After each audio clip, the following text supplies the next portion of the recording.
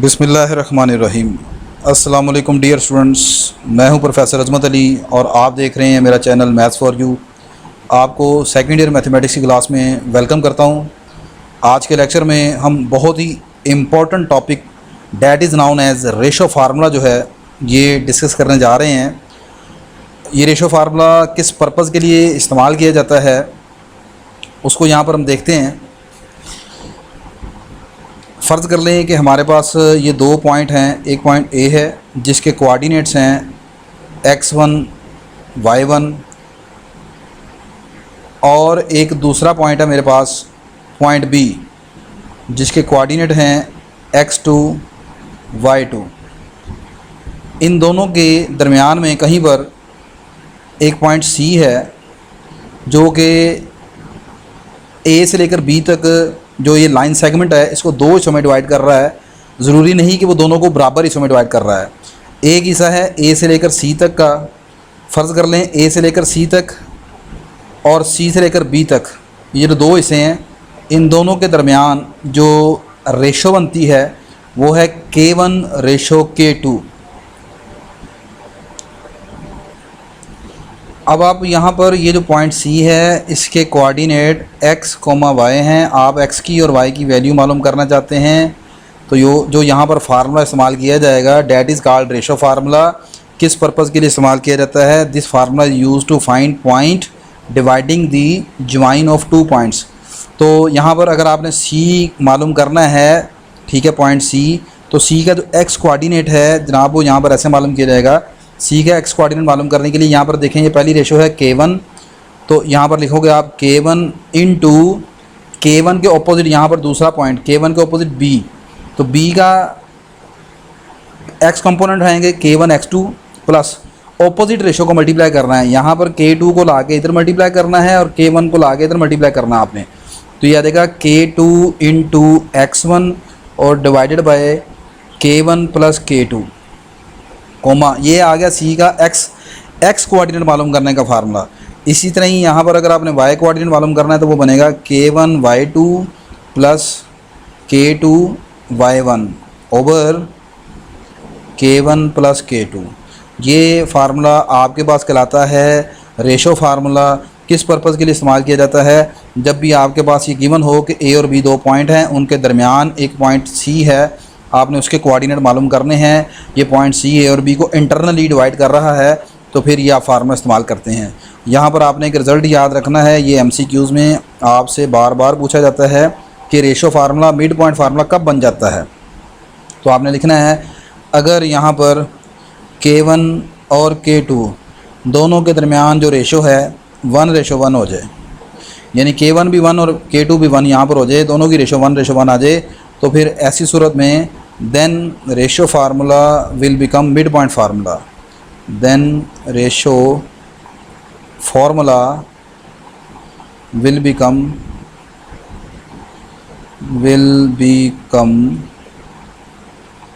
Mid point formula. Mid point formula, और mid point formula क्या था वो आप जानते हैं। आप यहाँ पर चेक करके देख लें, आप अपने रेशो फार्मूला में K1 की और K2 की वैल्यू 1 1 पुट करके देखें तो आपका ये जो पॉइंट C है कुछ इस तरह बनता नज़र आएगा आपको। K1 यहाँ पर 1 पुट किया, ये आ गया, इधर रह गया खाली x2। K2 की जगह 1 पुट किया, ये रह गया x1, नीचे K1 प्लस K2 बन गया 2 के बराबर। इसी तरह यहाँ पर आपने 1 पुट किया तो ये आ गया y2 प्लस y1 ओवर 2। तो यहाँ पर जो C है ऐसी सूरत में बिल्कुल दरमियान में, यहाँ पर मिड के दरमियान मिड में आ जाएगा और वो मिड पॉइंट बन जाएगा, ठीक है। अब हम अपनी एक्सरसाइज की तरफ मूव करते हैं और देखते हैं कि एक्सरसाइज में कौन कौन से क्वेश्चन है जो रेशो फार्मूले से करने वाले हैं। इसमें पहला आपकी एक्सरसाइज का क्वेश्चन है बेटा, क्वेश्चन नंबर 13 कहता है फाइंड दी पॉइंट्स मालूम करें trisecting the join of A and B. A और बी दो पॉइंट गिवन हैं, आपने दो पॉइंट्स मालूम करने हैं जो कि ए और बी को ट्राइसेक्ट करते हैं। मतलब क्या है, यहाँ पर देखें, आपको असल में कहना क्या चाह रहा है।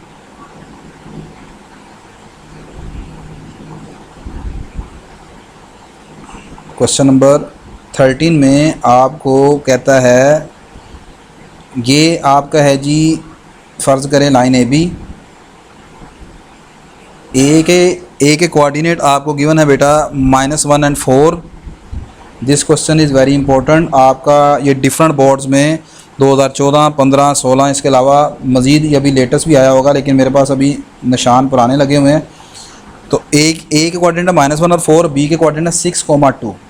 ठीक है, आपने पॉइंट्स बताने हैं जो कि इसको ट्राइसेक्ट करते हैं। ट्राइसेक्ट का मतलब है इसको 3 बराबर हिस्सों में डिवाइड करते हैं, 3 बराबर हिस्सों में। ठीक है, मतलब फ़र्ज कर लें कि एक ये हिस्सा है, यहाँ पर है, एक ये है हिस्सा। ठीक है, तो ये कितने पॉइंट निकलेंगे? ट्राइसेक्ट का मतलब होता है 3 बराबर हिस्सों में, एक हिस्सा ये है, एक ये है, एक ये है। ठीक है, तो आप यहाँ पर 2 पॉइंट बनेंगे, एक ये पॉइंट सी आ गया, एक ये पॉइंट डी आ गया। ठीक है, अब यहाँ पर आप लेट कर लें कि लेट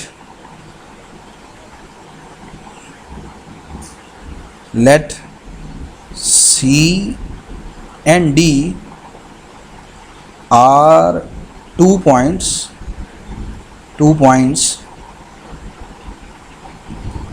that trisecting the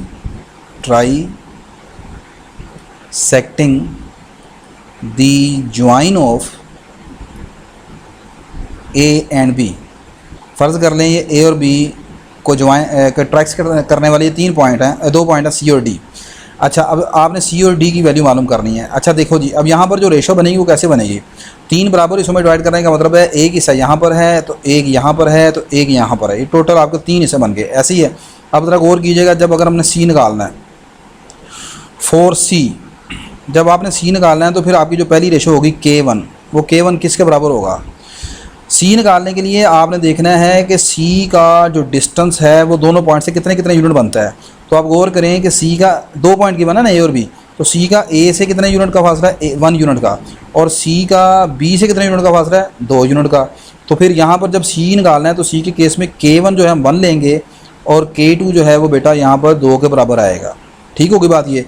अब सिंपल आपने फार्मूला यूज़ करना है। सी का फार्मूला क्या निकलेगा? रेशो फार्मूला आपने अभी पढ़ लिया है, K1 into X2 plus K2 into X1 over K1 plus K2, comma K1 into Y2 plus K2 into Y1 over K1 plus K2।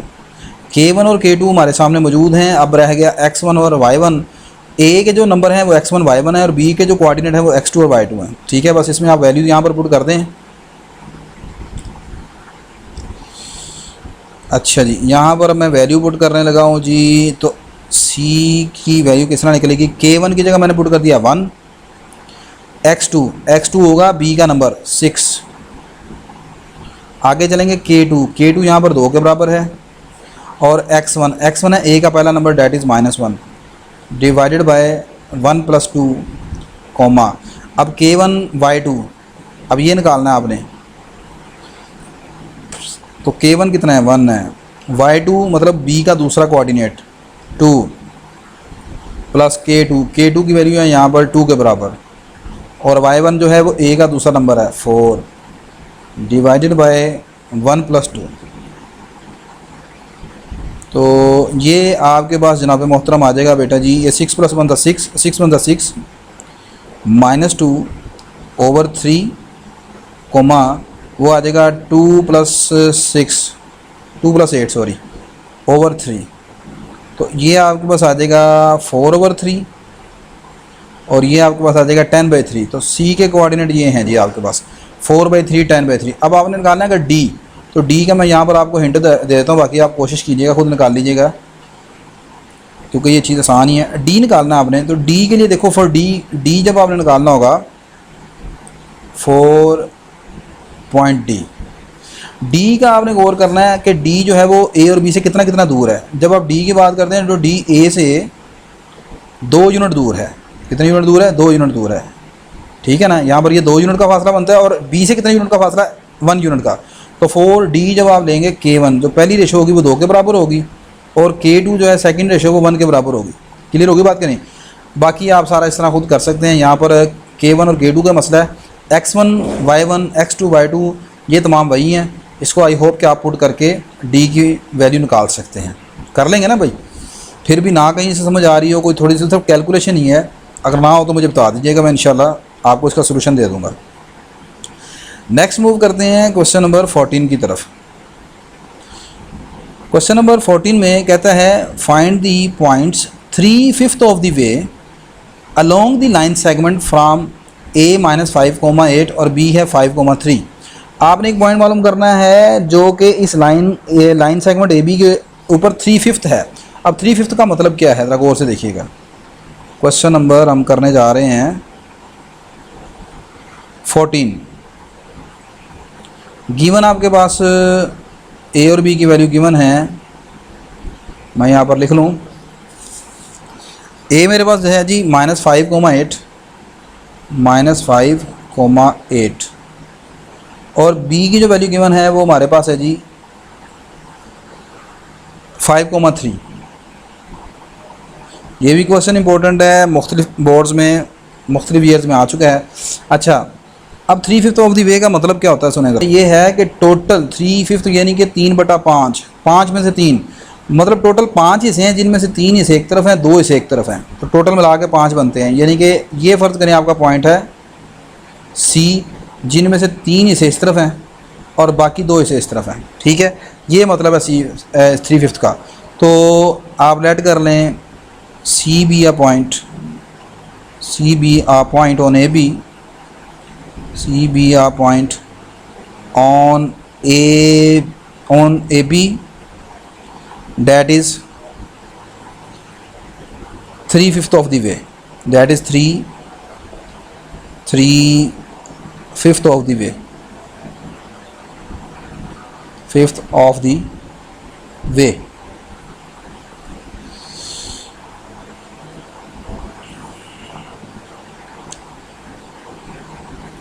सो अब यहाँ पर आपकी जो K1 होगी रेशो, वो K1 आएगी आपके पास 3 के बराबर और K2 जो है वो 2 के बराबर है। ठीक है, बस अब रेशो फार्मूला हमारे सामने ही है, मैं रेशो फार्मूला अब दोबारा लिख नहीं रहा, सिंपल यूज़ कर रहा हूँ। पहले क्या लिखना है, K1 को किससे मल्टीप्लाई करना है, x2 के साथ, b के x वाले नंबर के साथ, और b का x कोऑर्डिनेट है ये है। ठीक है, मैंने बताया था कि ऑपोजिट रेशो, ऑपोजिट इस तरह मल्टीप्लाई करना आपने, इसको इसके साथ और इसको लाके a के यहाँ पर जो नंबर बनेगा -5, 8 के साथ। ठीक है, तो ये आ जाएगा 3 × 5, आगे आएगा K1 × x2, ये हमारा K1 है 3, ये हमारा K2 है K2 × x1, K2 कितना है 2 है, इंटू x1 कितना है -5 है, डिवाइडेड बाय, दोनों रेशो आप जमा कर लेंगे 3 + 2, कोमा आगे चलेगा K1 y2 यानी 3 × y2 कितना है यहाँ पर 3 के बराबर है, प्लस K2 कितना है 2 है और y1 कितना है 8 के बराबर है, डिवाइडेड बाय 3 + 2। तो बस इसको आप सॉल्व कर लें, ये आ जाएगा 5 × 15, 15 - 10 डिवाइडेड बाय 5, और ये आ जाएगा 3 × 9, 9 + 16 डिवाइडेड बाय 5। तो ये आपके पास आ जाएगा जी आंसर। 15 - 10 रह गया 5, 5 को 5 में डिवाइड करें 1, और वो आ जाएगा 25, 1,5। तो ये आपका वो पॉइंट है जो कि 3/5 ऑफ द वे है, 3/5 है। ठीक है, नेक्स्ट क्वेश्चन देखते हैं। नेक्स्ट बेटा आपका जो क्वेश्चन नंबर 15 है, 15 question is very important question with respect to your long part, काफ़ी मरतबा पेपर में आया हुआ। ये कहता है find the points on the join of A and B that is twice as far from A as B is from A. आपने एक पॉइंट P मालूम करना है जो A और B के ज्वाइन के ऊपर है, और ये A से उतनी ही दूरी के ऊपर है जितना कि B A से है, that is twice as far from A. ये A से डबल दूरी पर है, कितनी डबल दूरी पर, as B is far from A, जितना B A से दूर है उससे डबल दूरी के ऊपर आपका वो पॉइंट पड़ा हुआ है P। मतलब अगर फ़र्ज़ करें कि A और B के दरमियान जो डिस्टेंस है वो 5 यूनिट का है, तो फिर जो P है ना वो A से 10 यूनिट दूर होगा। अगर यहाँ पर 2 पार्ट उसने बना के दिए हैं, कहता है कि ये जो पॉइंट बी आपने मालूम करना है पहले केस में तब मालूम करना है जब ए और बी सेम साइड पर हैं, when on the same side of A and B does. जब आपका पॉइंट पी उसी साइड पर है जिस साइड पर ए और बी की डायरेक्शन है, और दूसरी साइड में on the opposite side of A as B does, और फिर दूसरी ए और बी की जो डायरेक्शन है उसके ऑपोजिट डायरेक्शन में आपने पॉइंट पी मालूम करना है। तो क्वेश्चन को थोड़ा सा समझ लेते हैं। क्वेश्चन थोड़ा सा टेक्निकल है ज़रा। यहाँ पर देखें, यहाँ पर मैं फ़र्ज़ करें कि ये मेरा पॉइंट है ए, और ए के जो कोऑर्डिनेट दिए हुए हैं हमें, अच्छा जी, अब यहाँ पर ये देखें ए के कोऑर्डिनेट है ये 1,4 और बी के कोऑर्डिनेट है 5,6। अब अगर ए और बी के दरमियान पहले हम बनाते हैं जिस मतलब ये पी जो है पॉइंट आपका सेम डायरेक्शन में ए और बी की डायरेक्शन में, तो फ़र्ज़ करें ए और बी की ए से बी की डायरेक्शन इधर है तो फिर पी की डायरेक्शन भी इस तरफ ही है। अब अगली बात, अगर ए और बी के दरमियान 1 यूनिट का फासला है तो फिर वो कहता था कि पॉइंट पी जो है वो ए से डबल दूरी पर है, तो फिर इसका मतलब ये जो पूरा डिस्टेंस होगा वो कितना हो जाएगा, वो 2 यूनिट हो जाएगा। तो ऐसी सूरत में आप गौर करें कि फिर ये जो पॉइंट पी है इसका बी से कितने यूनिट का फासला रह जाएगा, ये 1 यूनिट का फासला रह जाएगा आपके पास। देखें पहला केस नंबर 1 जो है पहले पार्ट में ये है कि जब आपका पॉइंट पी जो है वो on the same side of A and B does है, ठीक है। तो पॉइंट पी की यहाँ पर ये डायरेक्शन ए और बी की डायरेक्शन में ही है, तो पी जो था ऐसी सूरत में ए से डबल दूरी पर था। कितनी डबल दूरी पर, जितना बी ए से दूर है। तो अगर बी ए से जो है वो 1 यूनिट के फासले पर है तो फिर जाहिर सी बात है पी का ए से फासला होगा 2 यूनिट। तो ऐसी सूरत में अगर यहाँ ए से लेकर पी तक का जो टोटल डिस्टेंस है वो 2 यूनिट का है, ये 2 यूनिट का है, तो फिर जाहिर सी बात है आपका जो पॉइंट बी होगा वो यहाँ पर इस वक्त ए और बी का मिड पॉइंट बन जाएगा। आप देखेंगे in this case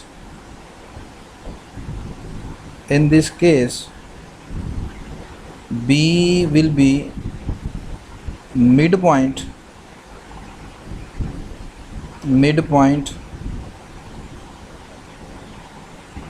of AB, midpoint of AP। तो AP के ऊपर मिड पॉइंट फार्मूला आप यूज़ करें।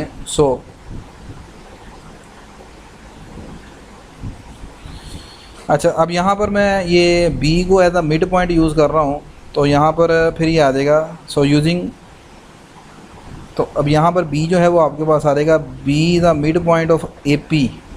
तो मिड पॉइंट कैसे निकालते हैं, A और B का मिड पॉइंट, A का पहला नंबर 1 और उधर P का पहला नंबर क्या है, P के कोऑर्डिनेट आप रेड कर लें x, y हैं, ठीक है। तो ये x आ जाएगा ओवर 2।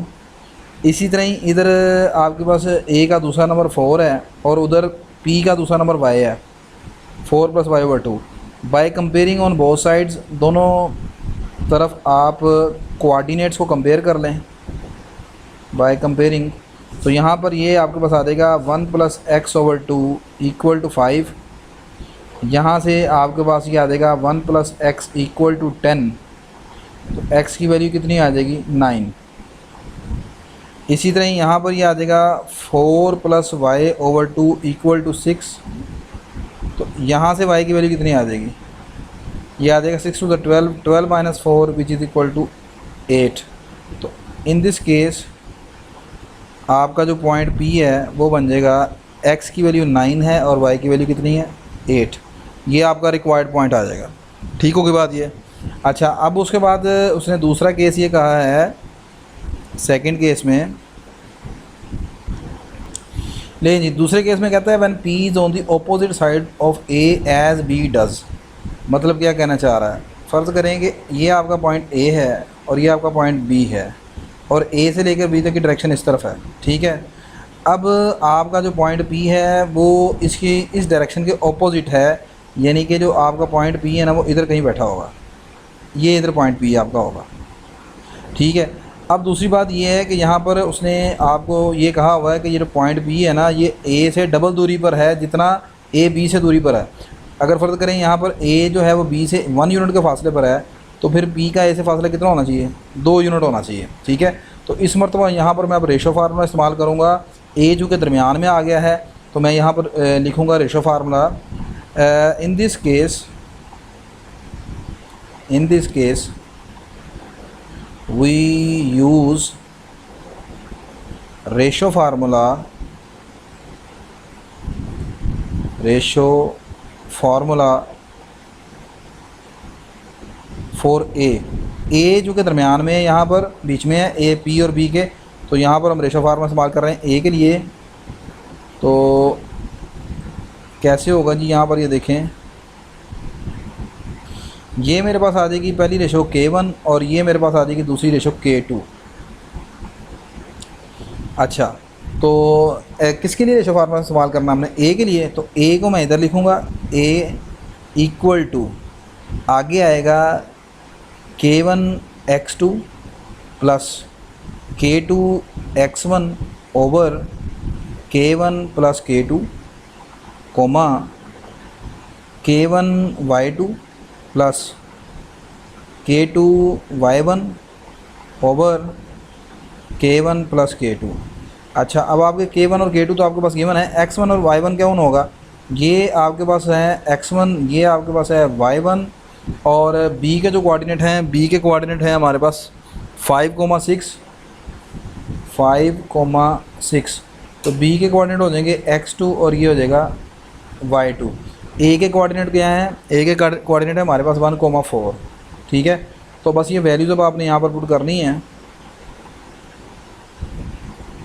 तो a की जगह मैंने लिख दिया 1,4 इक्वल टू K1 की वैल्यू 2 है, x2 की वैल्यू यहाँ पर 5 है, प्लस K2 की वैल्यू 1 है, x1 की वैल्यू यहाँ पर x है, ओवर 2 प्लस 1।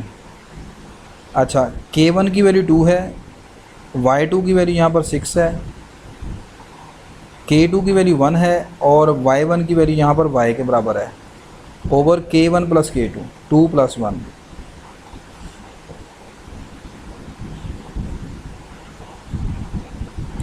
अच्छा, ये आ जाएगा 1,4 equal to 2 plus 5 10 plus x over 3, और ये आ जाएगा 12 प्लस y ओवर 3।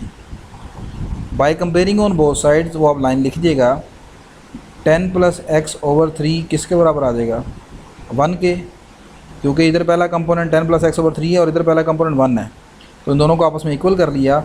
ये आ गया 10 प्लस x इक्वल टू 3, यहाँ से x की वैल्यू कितनी आ जाएगी, -7। इसी तरह ही आप यहाँ पर y कोऑर्डिनेट को कंपेयर करेंगे, तो y कोऑर्डिनेट इधर है 12 प्लस y ओवर 3 और उधर क्या है 4 है। दिस इम्प्लाइज यहाँ से y की वैल्यू आ जाएगी 0 के बराबर। ठीक है, तो in this case point P आपका आ जाएगा जी -7,0। तो this is very important question.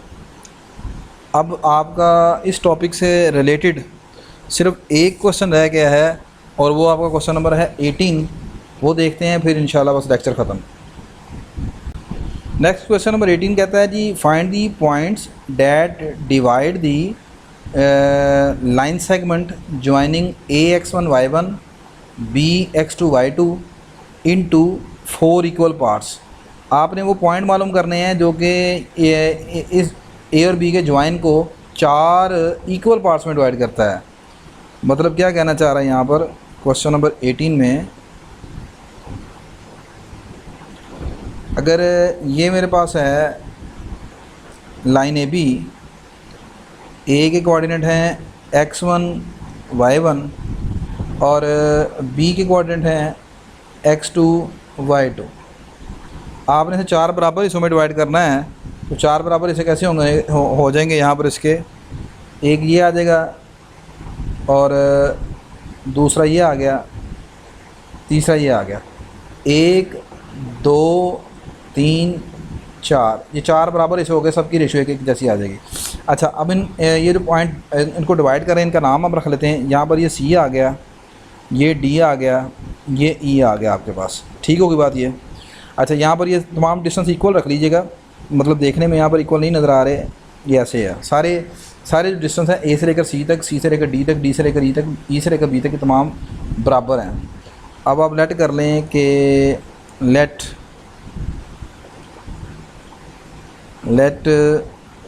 C D E R the required points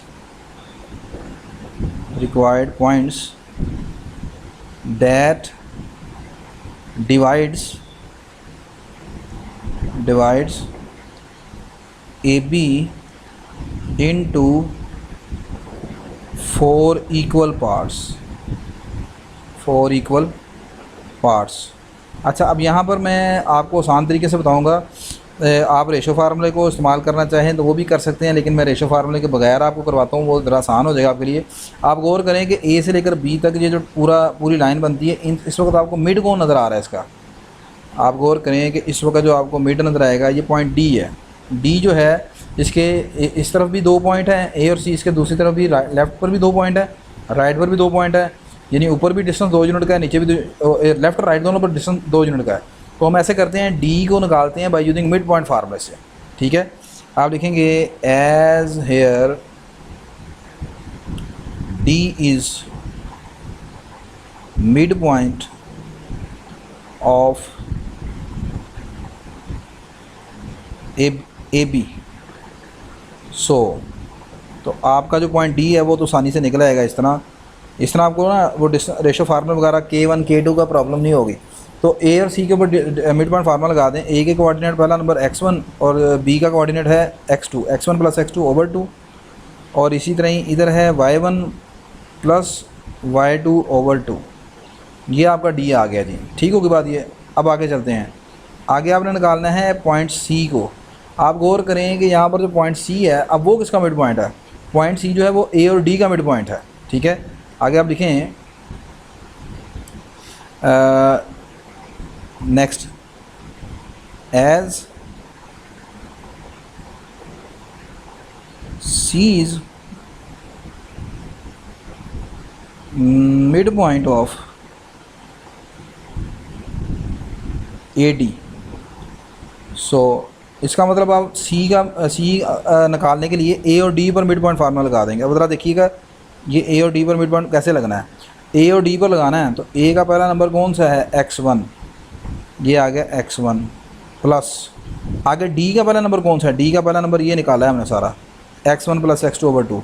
तो x1 + x2/2 इन दोनों नंबरों को जमा किया, क्या करना बाद में? जमा करके 2 पर डिवाइड करना है। इसी तरह ही अब ए का आपका दूसरा नंबर है y1 और इधर डी का दूसरा नंबर आया है y1 + y2/2। इन दोनों को प्लस किया, 2 पर डिवाइड कर लिया आपने। अब बस इनको ज़रा एलसीएम वगैरह ले लें आप। ऊपर एलसीएम लेंगे, ये आ जाएगा जी 2x1 और ये x1 कितना हो गया? 3x1। मैं ज़रा ट्रैक कर रहा हूँ, 3x1 + x2, और ये जो एलसीएम का 2 है वो 2 और ये नीचे वाला 2 दोनों मिलकर क्या हो जाएंगे? 4। इसी तरह यहाँ पर आ जाएगा 3y1 + y2/4। ये आपके पास निकला है जी सी के कोऑर्डिनेट। आगे चलें, इसी तरह आप गौर करें कि ई जो है वो मिड पॉइंट है इस टाइम डी और बी का। तो मैं यहाँ पर मिड पॉइंट फार्मूला लगाता हूँ डी और बी के दरमियान। Here is mid point of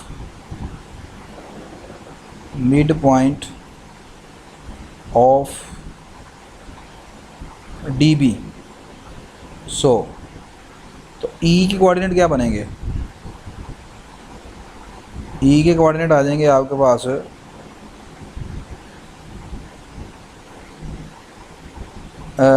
D का पहला नंबर कौन सा है? x1 + x2/2, और उधर आपका पहला नंबर कौन सा है? बी का x2। मिड पॉइंट ऐसे निकालते हैं ना, ई का पहला नंबर निकालना है तो ई किसका मिड पॉइंट है? डी और बी का।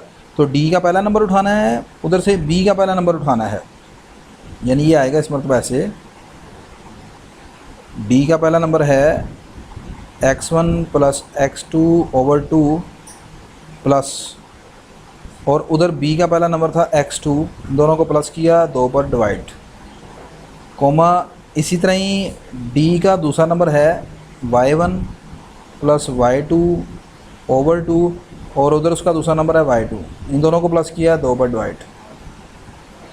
ये आपके पास आ जाएगा जी, इन दोनों को प्लस करें, x1 + 3 टाइम x2/4 आ जाएगा एलसीएम लेने के बाद, और ये आ जाएगा y1 + 3 टाइम y2/4। तो ये आपके पास जनाब तीनों पॉइंट निकल आए हैं। Hence A B C D C D E R the required points. ठीक है, तो आई होप कि आज का लेक्चर आपको समझ आया होगा। फिर भी किसी चीज़ की कोई कमी पेशी रह गई है तो आप मुझे लाजमन कमेंट्स करके बताया करें। मेरी ये वीडियो अगर आपके लिए हेल्पफुल है तो मेरी वीडियो को आप लाइक कीजिएगा, शेयर कीजिएगा, चैनल को सब्सक्राइब कीजिएगा। किसी किस्म की कोई इम्प्रूवमेंट आप समझते हैं कि होनी चाहिए तो आप लाजमन मुझे उसके मतलब आगाह कीजिएगा।